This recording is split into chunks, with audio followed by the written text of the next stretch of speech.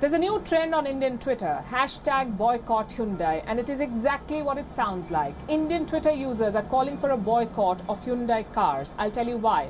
On the 5th of this month, Hyundai Pakistan tweeted this. It was a call for Kashmir's freedom. The same message was sent on Twitter, Instagram and Facebook. Indian users were livid. This was not corporate activism or political messaging. This was open bias. Hyundai was openly siding with the separatists in Kashmir.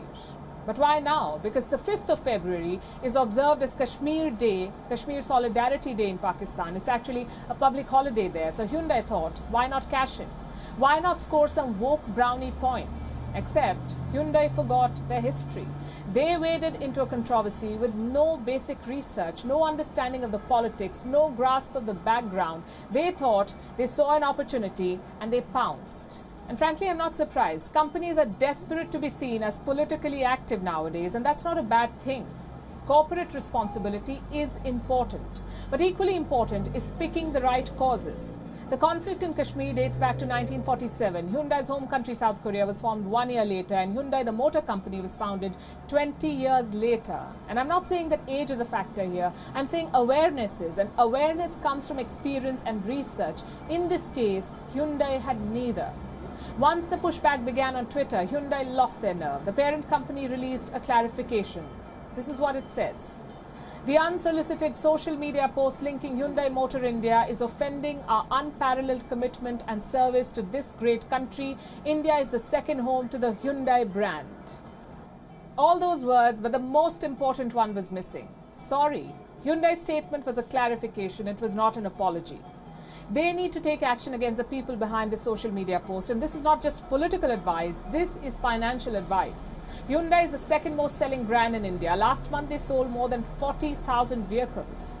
If Hyundai wants to retain that customer trust, it will have to act. If not, they will set off a dangerous corporate trend. In fact, it's already happening. It wasn't just Hyundai that started this Kashmir campaign. Other brands are doing the same. Like Kia Motors, another Korean car maker, KFC, the American fast food chain, also Pizza Hut, another US food chain. All three brands have demanded Kashmiri freedom. Now, we can think of two possibilities here. One is ignorance. These foreign brands make good products, but their general awareness is zero. Hence, their social media campaigns. And two, a deliberate conspiracy. Someone is using the brand's hyper-local campaigns to celebrate Kashmir Solidarity Day. Either way, action must come from the top. Hyundai must use this opportunity to send out a message. Corporate responsibility is good, but wayward political campaigns are not, especially in such sensitive and complex issues.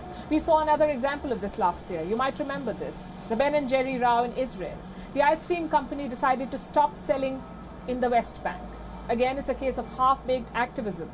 These companies have massive internal issues to solve. I'm talking about wage gaps. I'm talking about lack of women leadership at the top, toxic workplace atmosphere, greenhouse gas emissions. But no, Hyundai, Kia, KFC, Pizza Hut, they all want to resolve a 75-year-old conflict, and that too without understanding the nuances. So here's a message to companies around the world. If you're sending political messages, make sure you do your homework, do your research, make sure you pick the right side. If not, governments may or may not punish you, but your customers most certainly will. WION is now available in your country. Download the app now and get all the news on the move.